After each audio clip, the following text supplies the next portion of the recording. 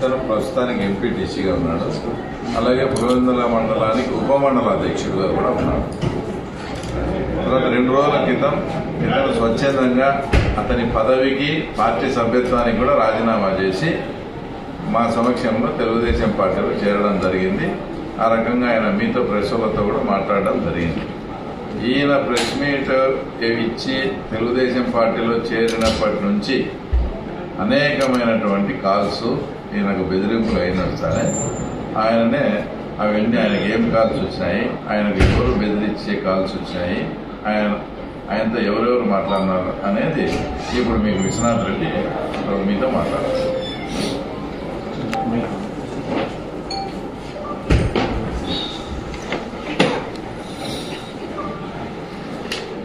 అందరికీ నమస్కారం.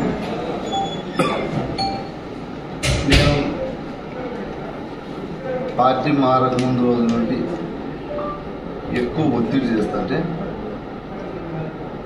భయపడి పార్టీలో చేరాలని నిర్ణయించుకొని చేరక ముందు నుంచి దేవిరెడ్డి శివశంకర్ రెడ్డి శుక్రవారం రోజు 7:04 నాకు ఫోన్ చేసి నువ్వు ఎట్ట పార్టీలో పోతావు, మారడానికి కుదరదు, ఎలక్షన్లో మాకు ఎలక్షన్ మూమెంట్ ఇది, నీ ఇష్ట ప్రకారం చేసి చాలా ఇబ్బంది పడతావు. లేదు నేనైతే పార్టీ మారుతానని అతను బెదిరించిన తర్వాత ఎంపీ పిఏ రాఘవరెడ్డి విపరీతమైన కాల్స్, నాకు విపరీతమైన కాల్స్. తర్వాత వైఎస్ భాస్కర్ రెడ్డి, నేను కర్నూలు దగ్గరికి వచ్చి మాట్లాడాల్సిందే, ఎందుకు నువ్వు పార్టీ మారుతావు, అవి చెప్పలేని విధంగా మాట్లాడినాను. ఎక్కువ మేము మా మాట వినకపోతే నిన్ను ఏ విధంగా చాలా జాగ్రత్త అని బెదిరించి తర్వాత మా ఊరు గంగాధర్ రెడ్డి జిట్పిడిచి చిన్న ఆయన అవుతాడు, అతనితో బెదిరింపు. మొత్తం ఎన్ని కాల్ చేశారో చూడండి. వాట్సాప్ కాల్ ఉన్నాయి, మామూలు కాల్ ఉన్నాయి. వీళ్ళు నన్ను ఏం చేస్తారనుకునగా దేవిరెడ్డి శివశంకర్ రెడ్డి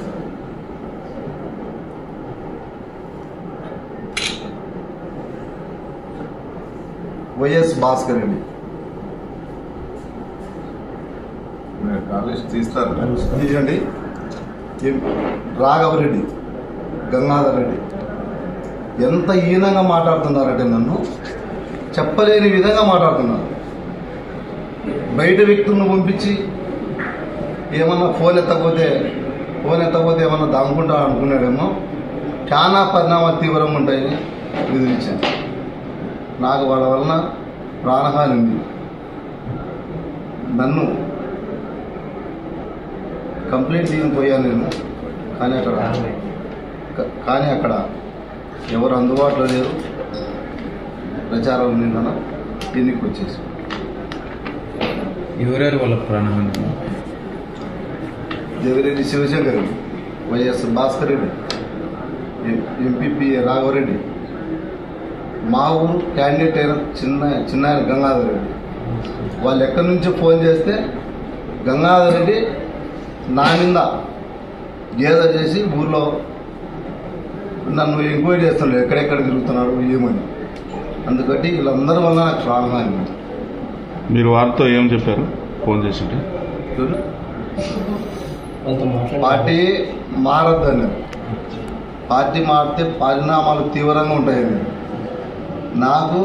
నాకు జరిగిన అన్యాయానికి నన్ను ఎవరో బలవంతం చేసి పార్టీలోకి నన్ను ఎవరు పిలిచలేదు. నేను డబ్బులకు అమ్మడపోలేదు. స్వచ్ఛందంగానే నేనే పార్టీ మారుతా, నాకు ఆ పార్టీ విధానం నచ్చలేదు అని రెవెన్యూకు నేనే ఫోన్ చేశాను. కానీ నా మీద దుష్ప్రచారం చేస్తున్నారు వీళ్ళందరూ. నన్ను చాలా ఇబ్బంది పెట్టాలని చూస్తున్నారు. నా ఫ్యామిలీ ఇప్పుడు ఎందుకంటే నా ఫ్యామిలీ ఉన్నతమైన ఫ్యామిలీ కట్టి నా పిల్లలు నా భార్య కనుక వచ్చిందరు, కానీ వాళ్ళు వద్దని నిజకరాలేదు. ఆ టైం వచ్చి వాళ్ళ వాళ్ళకి పిలుచుకొచ్చి సాక్ష్యం పలికించి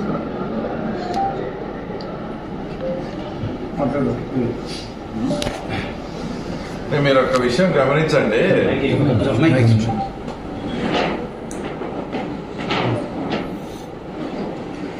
ఇప్పుడు మీరు ఒక విషయం గమనించండి.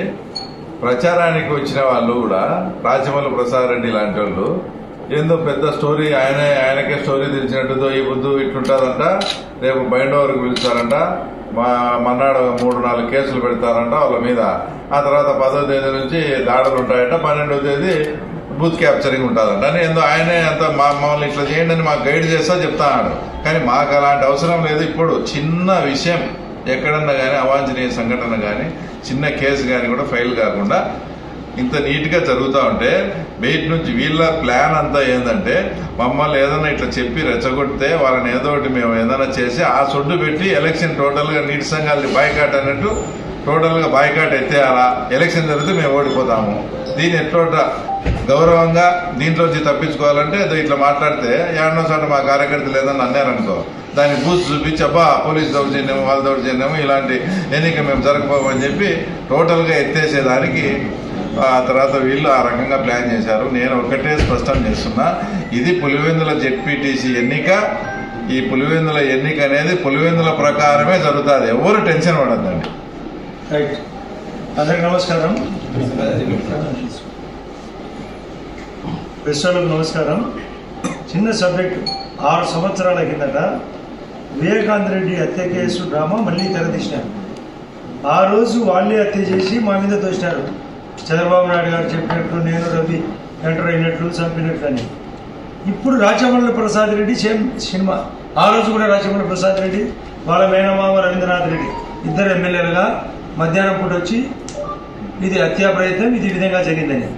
ఇప్పుడు మళ్ళీ ఏమి తెరదీసినాడు, మేమేదో దౌర్జన్యం చేస్తాం కూటమి ప్రభుత్వం అని తను చెప్పి ఏదో పోలీసుకు వైఎస్ఆర్ పార్టీకి వారంట మొత్తం దిగినాడు. భయపడినారు వీళ్ళు పార్టీలో చేరడం. ఇప్పుడు విశ్వనాథ్ రెడ్డి స్వయంగా చెప్తున్నాడు, మేమే స్వయంగా ఏమి చెప్పలేదు, అక్కడ ఉండే దరిద్రం ఇక్కడ ఉండే మంచిదనం జరిగేది. వాళ్ళకు భయపడడం మొదలైంది. అందరూ దిగినారు.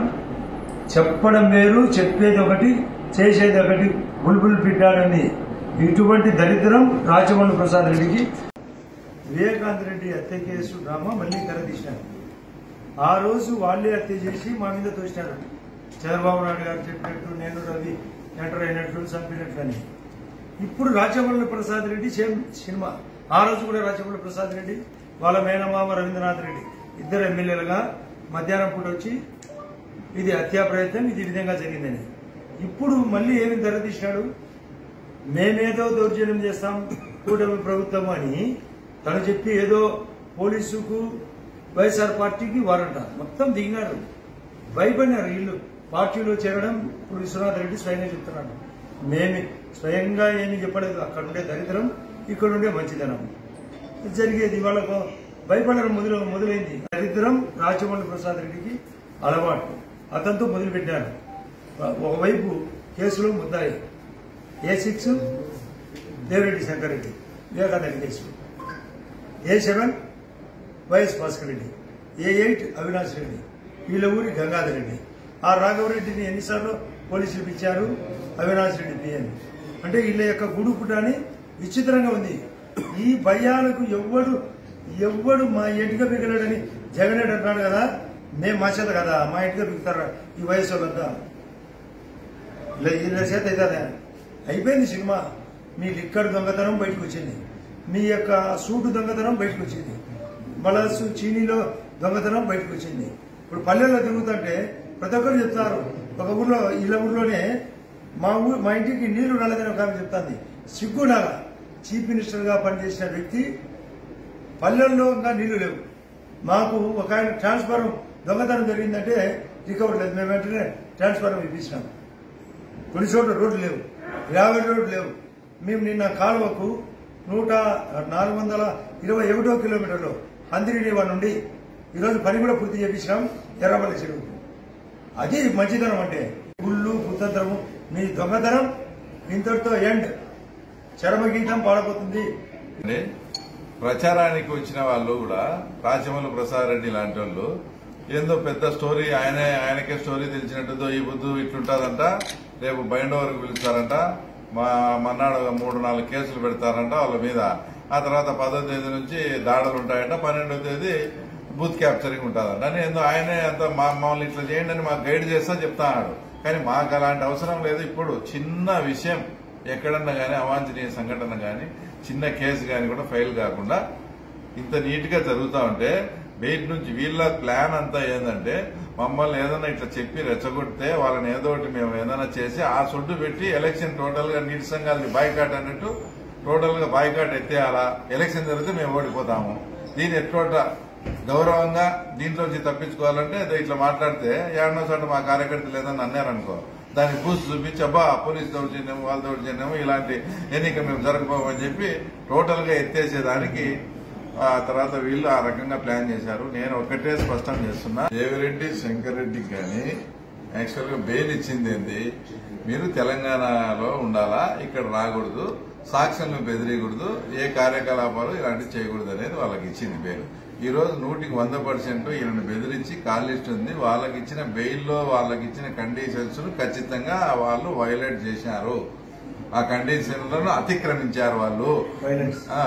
తర్వాత మీకు ఇంకో విషయం తెలియదు ఏంటంటే ఇతన్ని వాళ్ళు మేము కర్నూలు దగ్గరికి వచ్చాం, నువ్వు ఇక్కడ నుంచి పిలిచకరా అని. అంటే కర్నూలు దగ్గరికి వచ్చామని నీకు చెప్పినారా లేదా? వాళ్ళు కర్నూలు దగ్గరికి వచ్చారంటే దాంట్లో బెయిల్ కండిషన్ లో కూడా ఆ తర్వాత వాళ్ళు రాకూడదు, ఆంధ్రాకి రాకూడదు వాళ్ళు. అంటే ఆ రోజు వాళ్ళు ఎప్పుడు ఆ డేట్ తీసి వాళ్ళ కాల్ లిస్ట్ కూడా తీసి వాళ్ళ సెల్ టవర్ గానీ ఆంధ్రాలో గానీ ఉంటే ఈ మొత్తం వివరాలన్నీ కూడా మేము ఈ రోజు 5వ తేదీనే వాళ్ళ బెయిల్ క్యాన్సిలింగ్ ఉంది. దానికి కూడా మేము అన్ని వివరాలు కూడా అంతా కూడా సిబిఐ కూడా ఇవ్వబోతున్నాం. ఎందుకంటే సిబిఐ కండిషన్ లో క్లియర్ గా ఏదైతే బెయిల్ కండిషన్స్ ఇచ్చారో దానిలను వాళ్ళు అతిక్రమించారు అనేది స్పష్టంగా ఈ రోజు మీకు అర్థమవుతా ఉంది. ఆ పక్కన కూర్చున్న వ్యక్తి వచ్చేసి విశ్వనాథ్ రెడ్డి. ఇతను ప్రస్తుతానికి ఎంపీటీసీగా ఉన్నాడు. అలాగే పులివెందుల మండలానికి ఉపమండల అధ్యక్షుడిగా కూడా ఉన్నాడు. తర్వాత 2 రోజుల క్రితం ఇతను స్వచ్ఛందంగా అతని పదవికి పార్టీ సభ్యత్వానికి కూడా రాజీనామా చేసి మా సమక్షంలో తెలుగుదేశం పార్టీలో చేరడం జరిగింది. పార్టీ మారకముందు రోజు నుండి ఎక్కువ ఒత్తిడి చేస్తుంటే భయపడి పార్టీలో చేరాలని నిర్ణయించుకొని చేరక ముందు నుంచి దేవిరెడ్డి శివశంకర్ రెడ్డి శుక్రవారం రోజు 7:04 నాకు ఫోన్ చేసి నువ్వు ఎట్ట పార్టీలు పోతావు, మారడానికి కుదరదు, మాకు ఎలక్షన్ మూమెంట్ ఇది, నీ ఇష్ట ప్రకారం చేసి చాలా ఇబ్బంది పడతావు. లేదు నేనైతే పార్టీ మారుతానని అతను బెదిరించిన తర్వాత ఎంపీ పిఏ రాఘవరెడ్డి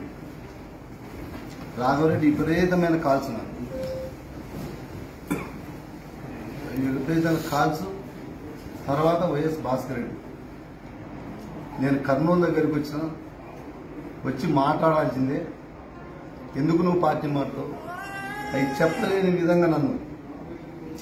విధంగా మాట్లాడు. ఎక్కువ మేము మా మాట వినకపోతే నిన్ను ఏ విధంగా చాలా జాగ్రత్త అని బెదిరించి తర్వాత మా ఊరు గంగాధర్ రెడ్డి జిప్పిడిసి చిన్న అతనితో బెదిరింపు మొత్తం ఎన్ని కాల్ చేశారో చూడండి. దేవిరెడ్డి శివశంకర్ రెడ్డి, వైఎస్ భాస్కర్ రెడ్డి, ఎంపీ రాఘవరెడ్డి, మా ఊరు క్యాండిడేట్ అయిన చిన్న గంగాధర్ రెడ్డి. వాళ్ళు ఎక్కడి నుంచో ఫోన్ చేస్తే గంగాధర్ రెడ్డి నా మీద గేదర్ చేసి ఊర్లో నన్ను ఎంక్వైరీ చేస్తున్నాడు, ఎక్కడెక్కడ తిరుగుతున్నాడు ఏమని. అందుకని వీళ్ళందరి వల్ల నాకు ప్రాణంగా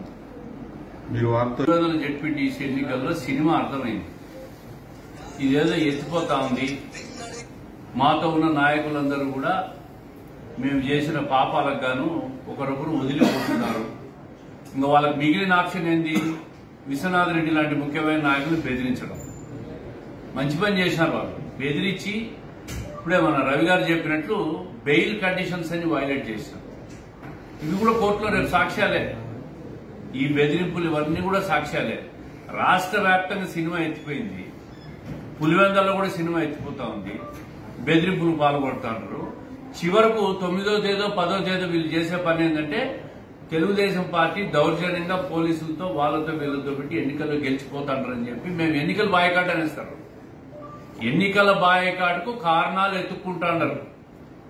కారణాలు ఎతికి చివరకు బాయ్కాట్ చేస్తారు. ప్రజలకు కూడా అర్థమైపోయింది.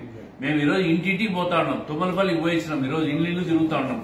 ప్రజల్లో ఒక్కటే స్పందన. మమ్మల్ని ఇంతవరకు ఓటు అడిగిన వాళ్ళు లేరు, మీరు అడుగుతా ఉన్నారు. వాళ్ళ సమస్యలు చెప్తా ఉన్నారు. పెన్షన్ రాని వాళ్ళు చెప్తా ఉన్నారు. నీళ్లు లేవు, తాగే నీళ్ళు అని చెప్పి తుమ్మలపల్లిలో మహిళలు మాకు కంప్లైంట్ చేస్తే వింటా ఉన్నాం. తక్షణం అవన్నీ కూడా ఆర్డబ్ల్యూఎస్తో మాట్లాడి మన ఆదినారాయణ రెడ్డి గారు కూడా ఇందాక అవన్నీ కూడా ఇమ్మీడియట్ గా అటెండ్ కమ్మని చెప్పినాం. ఎన్నో రకాల సమస్యలు